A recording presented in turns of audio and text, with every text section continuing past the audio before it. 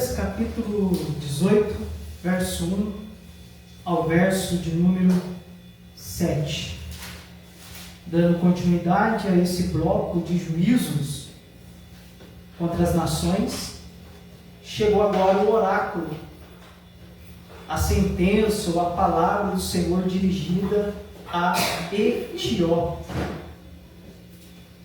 É a primeira vez que nós mencionamos ela aqui no estudo, né? Mas chegou a hora da Etiópia também. O contexto, irmão, quando está estudando esses livros proféticos, onde fala de guerra, de alianças, o contexto é importante, mas dado o distanciamento, aí fica difícil da gente ficar falando detalhes sem mostrar mapa, essas coisas. Então tem coisas que não dá para a gente ficar aqui entrando em detalhes históricos. Tá? E eu sei que a gente tem uma necessidade grande de uma aplicação prática para a nossa vida. Ainda mais no tempo que nós estamos vivendo hoje, onde as pessoas, estudando aqui o livro dos profetas, a gente vai percebendo isso, né? Onde as pessoas não estão conseguindo concentrar muito naquilo que é o estudo da palavra de Deus. Em muitas coisas, né? Mas principalmente no estudo da palavra de Deus. É claro que a aplicação prática, ela é essencial para a exposição da Sagrada Escritura. Porque a regra básica é ler o texto, explicar o texto e aplicar o texto. Ou seja, o que tudo isso tem a ver com a minha vida.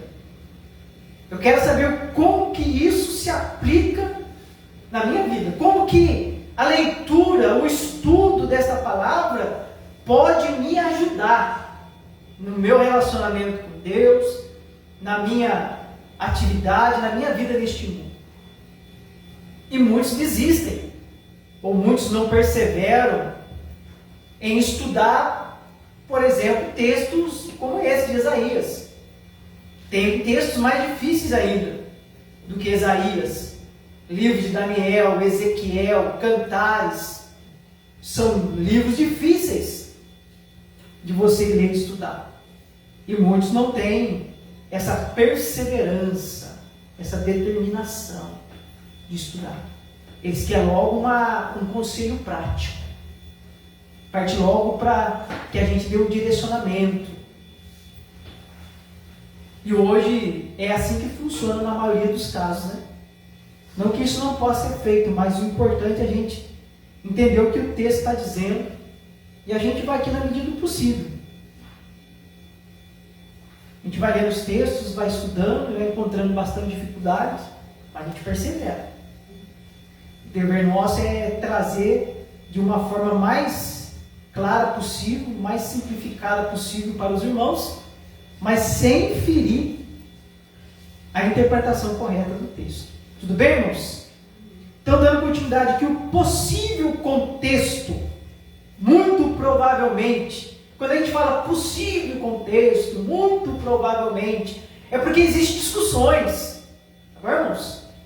E não é discussões pequenas, são pessoas que estudam e enxergam o texto de uma forma histórica e às vezes teológica de forma diferente. Mas a gente sempre vai seguindo uma linha. A gente tem que seguir uma linha. E eu aqui sempre escolho uma linha para seguir. Então a gente fala assim, o possível contexto é a interpretação que a gente julga ser a mais provável, tá? Para seguir.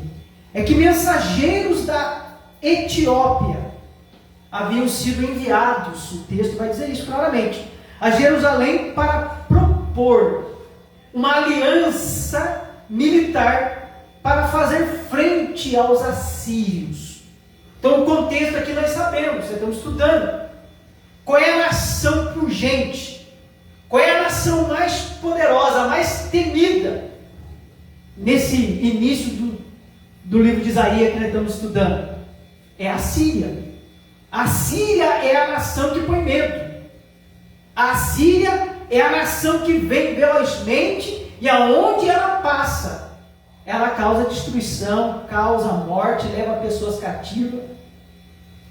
E essa nação poderosíssima, que é a Síria, ela é o instrumento de Deus. Ela não sabe. Ela acha que as vitórias dela vêm da sua força, da sua habilidade, da sua capacidade. O que ela não sabe, mas que o profeta está deixando claro, é que esta nação é instrumento de Deus para corrigir outras nações, inclusive o seu próprio povo. Ou seja, a Síria nada mais é, na linguagem do profeta, do que a vara da ira de Deus. É instrumento que Deus usa de acordo com o seu propósito, segundo a sua vontade. O contexto é esse. Então aqui a Etiópia, juntamente com o Egito, sendo ameaçados pela Síria, eles querem se unir, querem formar uma colisão para se fortalecer e fazer frente à Síria.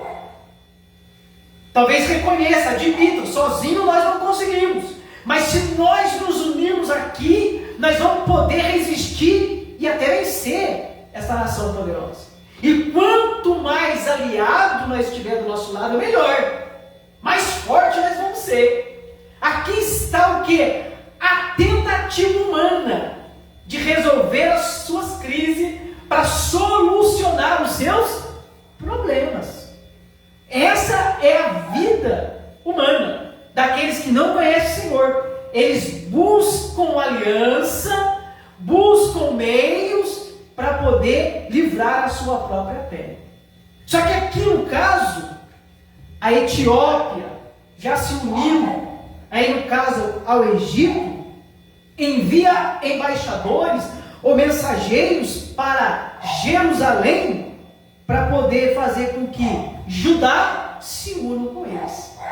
Ou seja, se unam a nós, venha fazer uma aliança conosco para que nós possamos resistir o poder da Síria. E é aqui que está o X da questão. É para o povo de Deus se meter com essas alianças? O que nós estamos estudando aqui, o que nós já sabemos claramente, que o povo de Deus não tem que fazer aliança com outros povos. O povo de Deus, ele vai enfrentar as suas batalhas, não é confiando na sua força, ou em poder de exército, ou em alianças políticas. O povo de Deus tem que se submeter a Deus, se submeter à sua palavra, confiar no Senhor. Porque quem vai livrar o povo de Deus é Deus. O povo de Deus não tem poder para isso, mas o Deus de Israel tem.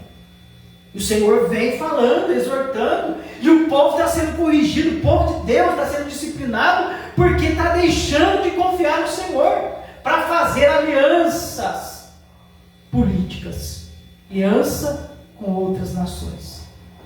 Esse é o pecado que o povo cometeu. Então o contexto aqui para nós é exatamente isso aqui. A maior potência militar da época, a Síria, nós já estudamos, já havia conquistado quem?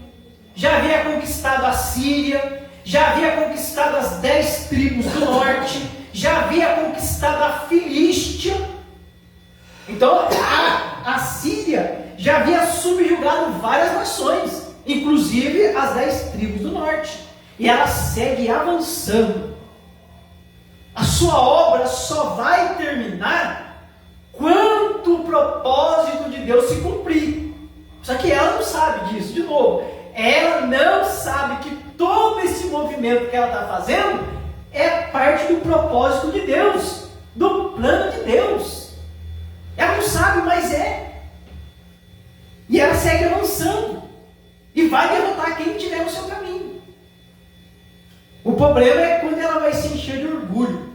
O problema é quando ela vai avançar os limites estabelecidos por Deus, viu, irmãos? Quem põe limite neste mundo é Deus. É verdade que Deus deixa os homens andar segundo os desígnios do seu próprio coração, cometer todo tipo de maldade. Deus permite? Sim. Porque se Ele não quiser, não faz. Mas se faz é porque Ele permite. Mas quando Deus quer pôr limite, Ele impõe também. E não há ninguém que possa resistir. Ele vai lá e impõe o limite. Quando os homens, na sua astúcia, na sua maldade, avança de modo que vai ultrapassar os limites da vontade de Deus, aí Deus vem e intervém para mostrar que quem é o soberano é Ele. Quem manda é Ele. O diabo não manda em nada. As nações, os governos, os reis não mandam em absolutamente nada. O Senhor é quem tem o controle soberano de tudo isso. Essa é a mensagem que nós devemos extrair daqui. Nós olhando para esse texto, imagine, se Deus ele tem domínio, poder, controle sobre uma nação inteira, não somente sobre isso, mas sobre todas as nações da terra, irmãos, o que são as nossas crises e problemas comparado a esse mundo aí? Chega a ser irrisório, né? Não é nada. Mas isso é para a gente nos fortalecer com essa mensagem. Olhar para esse tempo e falar, Deus pode tudo isso. Deus ele faz tudo isso. É Ele que põe limite até nações poderosas. Olhar para o seu problema e dizer, não.